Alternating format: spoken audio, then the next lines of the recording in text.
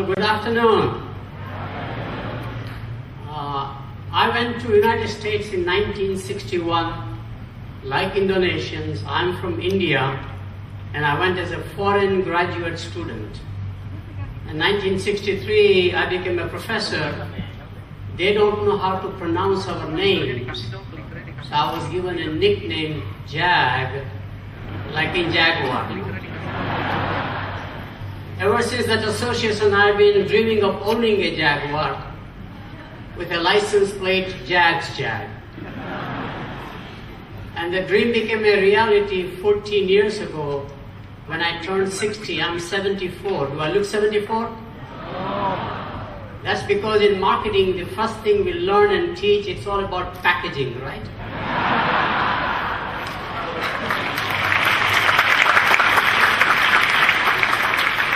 True story, I have 2 grown-up children. They are married. They surprised me on my birthday. I come from that old age where we don't count birthdays. I went out, got my local paper, turned around and saw this beautiful Jaguar, top of the line, even the color I liked, parked in the driveway with a handwritten license plate, Jag's Jag, happy 60th birthday. It was a rental car.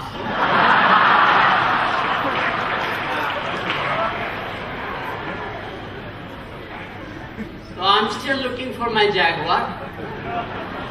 And now that Jaguar is owned by Tata Motors, an Indian company, hopefully I'll get a Jaguar.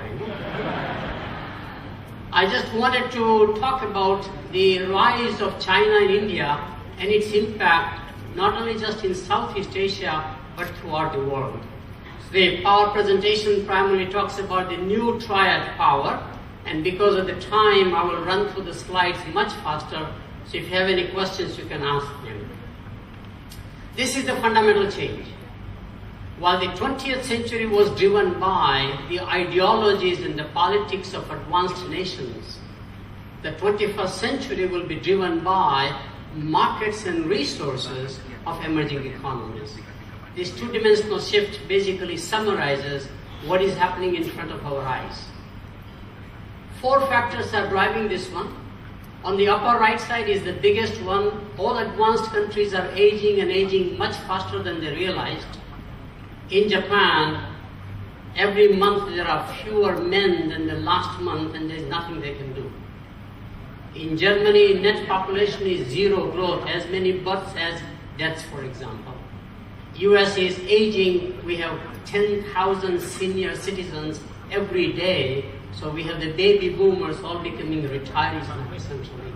Worldwide, this is a phenomenon.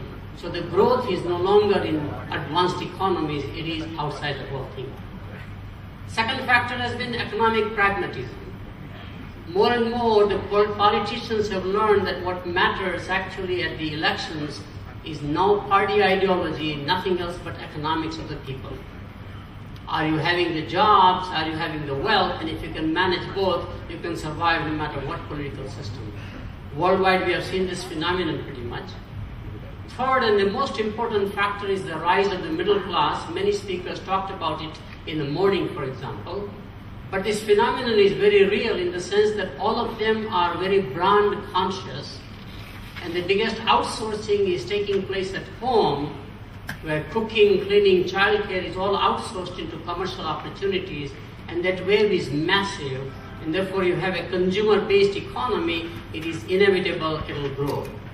And the last one is that most of the countries, emerging economies, have an enormous resource advantage, not only in fact natural resources, but also human capital resources, as Indonesia has, China has, India has, for example. This is the evolution. The 1800s was basically the European century, the colonial expansion, industrial revolution, all that stuff. 1900 was the American century. 21st is the Asian century, but only half. There has to be a sense of urgency. We have to move on doing the economic growth in this region as fast as possible, because I see the next wave coming much sooner than we realized, as early as 2020. For example, the rise of Africa, and it is the largest and the richest continent in resources, and it also is building a very large consumer-based economy. Here are the numbers. This is the IMF calculations.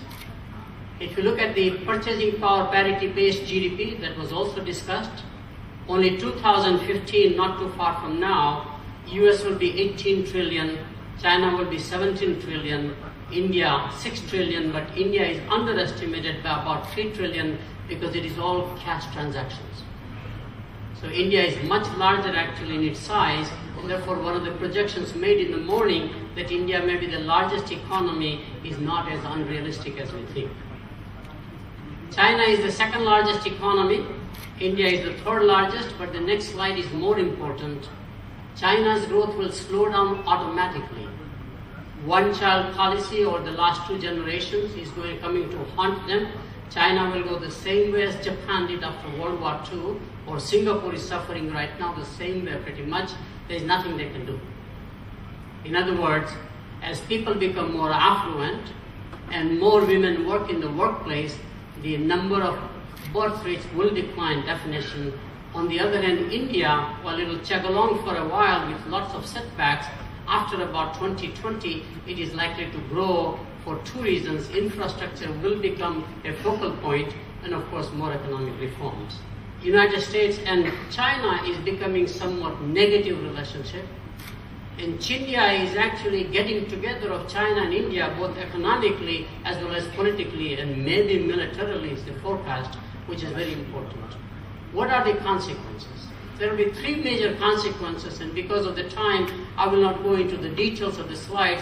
First one will be the pressure by the consumer demand of the rising middle class worldwide will be so large that we will have a race for resources.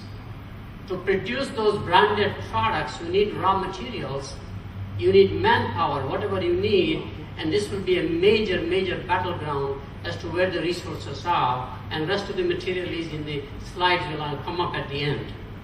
Second major thing is going to be, there will be huge, huge competition among the emerging markets by all multinationals. If you look at the growth of American corporations, it is primarily driven by China, for example, quite a lot from Southeast Asia, and also India at the same time, which seems to be the future, and maybe Africa down the road. And the third area is very important, that the geopolitics of the world will change. Well, as you know, G8 has become G20. Indonesia is a part of that one. As you saw the ambassador talking to the average citizen in America and the answers they had. But it's very important to realize that we will see more multiple currency wars as opposed to trade wars. Currency will be used enormously to give a competitive advantage for export purposes by and large. So I'll conclude by showing the following points. While the 20th century was driven by ideologies and politics of advanced nations, the 21st century will be driven by markets and resources of emerging markets. That will be the battleground in many ways. Aging of affluent nations, economic reforms, the rise of the new middle class, and resource-based advantage are responsible for this mega shift. This will lead to a new triad power consisting of China, America, and India. The rise of Chindia will have worldwide impact on global resources, global markets, and global politics. Fostering economic growth through trade and investment between the triad power will be critical for worldwide peace and stability. And once it happens, it will get out of hand, just like the California wildfires, and hence the prevention is the only solution. There is no way one can go to war because it is almost so destructive to the world by and large. And the only way to slow down is to create an economic interdependence among these powers so that they have no urge to go to war, just like unification in the European Union, for example. Demand for worldwide resources will create a strange bedfellows among nations, such as heavy involvement of China and to some extent India into Africa, for example, and will be driven by global expansion of all enterprises. I wanted to make one point because of the time I'm running out. The largest IT services company in India will be a non-Indian company called IBM. I sit on the board of a very large company. We have 130,000 employees. but that it will be dwarfed by IBM because the human talent of India is very valuable for IBM's global strategy, for example.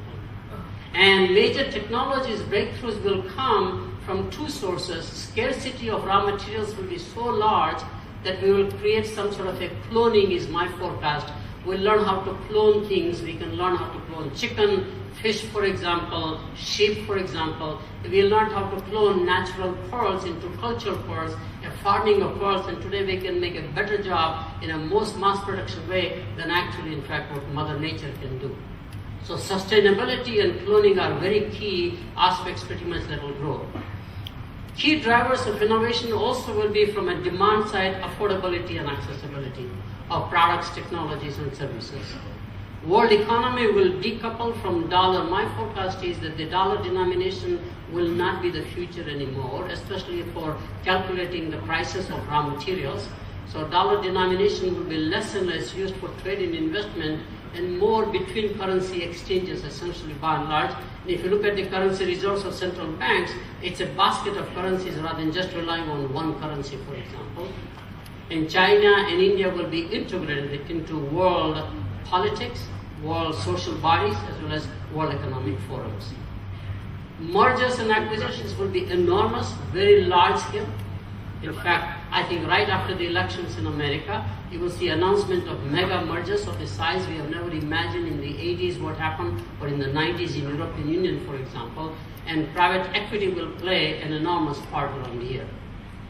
Finally, rise of China and India will redefine our definition of what's capitalism and what's democracy. I don't have time to talk about it, but the main point is that the capitalism will have to become more and more stakeholder-driven, not just shareholder-driven, or what is called caring capitalism. I have a book called The Forms of Endearment, best-selling, which shows you companies that care for their community, for their employees, for their customers, actually outperform financially than companies that are strictly shareholder-driven, for example. And the same thing, the democracy without discipline becomes an anarchy. So as we become more and more democracies in a highly diverse cultures and societies like India or Indonesia, one has to have some discipline around the democracy, otherwise it becomes pretty much a mutation and anarchy in the process. So I'll take the last slide if there is any.